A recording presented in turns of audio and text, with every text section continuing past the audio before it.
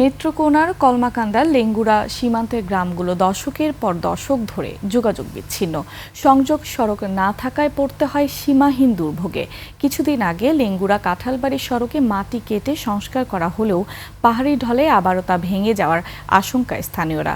নেত্রকোনা প্রতিনিধি মনোরঞ্জন সরকারের তথ্য ছবিতে ডেস্ক রিপোর্ট।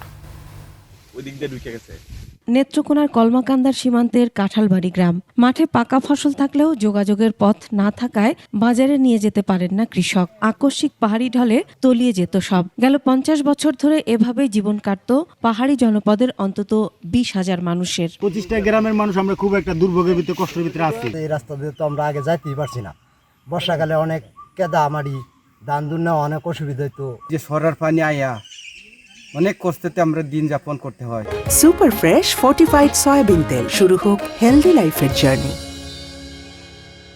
সম্প্রতি 15টি গ্রামের মানুষের দুর্ভোগ কমাতে লেঙ্গুড়া কাঁঠালবাড়ি সড়কে মাটি কেটে সংস্কার করা হয়, কিন্তু পাহাড়ি ঢলে আবারও সড়কটি ভেঙে যাওয়ার আশঙ্কায় স্থানীয়রা। আগে আমরা ধান পান নিতে আটু উপরে উঠতো কাদা খাইলে ধান নিলে হতো না, সাইকেল দিয়ে বা অটো দিয়ে ধান নেওয়ার কোনো সুবিধা আছে না। এখন রাস্তাটা সহাইলে আমরা সাইকেল দিয়ে অটো দিয়ে ধান ধরে নিতে পারবো। এটা করাতে আমরা উপকার।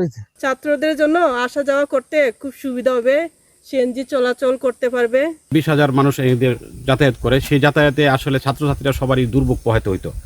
এই মাটির রাস্তা হওয়াতে কিছুটা লাঘব হয়েছে, তবে এই রাস্তাটা যদি পাকাকরণ হয়, আমি সরকারের কাছে দাবি করব এই রাস্তাটার জন্য দ্রুত পাকাকরণ হয়, তাহলে এলাকার মানুষের দুর্ভোগ কিছুটা হলে লাঘব হবে। সড়কটি সংস্কারে পদক্ষেপ নেওয়া হবে বললেন প্রশাসনের এই কর্মকর্তা। এটা নতুন কোনো রাস্তার কাজ না, এটা হচ্ছে আমাদের সংস্কার করা হচ্ছে রাস্তা। মানে আগেই রাস্তা ছিল, সেই রাস্তাটাই আবার সংস্কার করা হচ্ছে। কারণ এটা হচ্ছে আমাদের একটা এমন জায়গার একটা রাস্তা যেটা হচ্ছে পর্যটন এরিয়া, এবং সেখানে অনেক আদিবাসীরা থাকে এবং তাদের যাতায়াতের অসুবিধা হচ্ছে বিধায়ী চেয়ারম্যান সাহেব প্রকল্পটা নিয়েছেন এবং আমরা প্রকল্পটা অনুমোদন করেছি। দ্রুত সীমান্ত সড়কের সাথে গ্রামগুলোর সংযোগ সড়ক স্থাপন সহ পাহাড়ি নালা ও খাল খননের দাবি ভুক্তভোগীদের।